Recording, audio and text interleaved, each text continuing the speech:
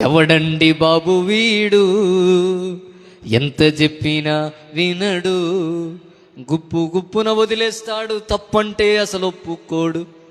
గుప్పు గుప్పున వదిలేస్తాడు, తప్పంటే అసలు ఒప్పుకోడు. ఎవడండి బాబు వీడు, ఎంత చెప్పినా వినడు. తాగొద్దురా అంటే నీకు ఎవడు చెప్పాడు అంటాడు. పీల్చొద్దురా అంటే ఎక్కడ రాసుందో చూపమంటాడు. దాన్ని చేసినోడే రాసిన హెచ్చరిక మరిచాడు. దాన్ని చేసినోడే రాసిన హెచ్చరిక మరిచాడు. గుండె తూట్లు పడ్డా గాని దాన్ని మాత్రం విడువడు. దేహమే దేవదేవుని నివాసమని మరచిపోతాడు.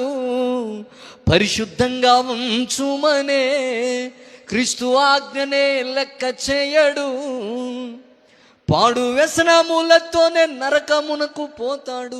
పాడు వ్యసనములతోనే నరకమునకు పోతాడు. క్రీస్తు యేసుని నమ్మినచో పరిశుద్ధుడు తానవుతాడు. యేసుక్రీస్తుని నమ్మినచో పరిశుద్ధుడు తానవుతాడు. ఎవడండి బాబు వీడు, ఎంత చెప్పినా వినడు. ఎవడండి బాబు వీడు, ఎంత చెప్పినా వినడు.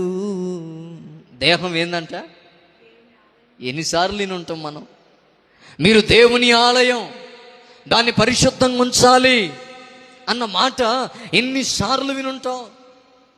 కానీ దాన్నే నువ్వేం చేస్తున్నావు? పాడు చేస్తున్నావు. దేవుడు నివసించాలి అనుకుంటున్నటువంటి ఆలయాన్నే నువ్వు పాడు చేస్తున్నావు. మందిరం పవిత్రంగా ఉండాలి.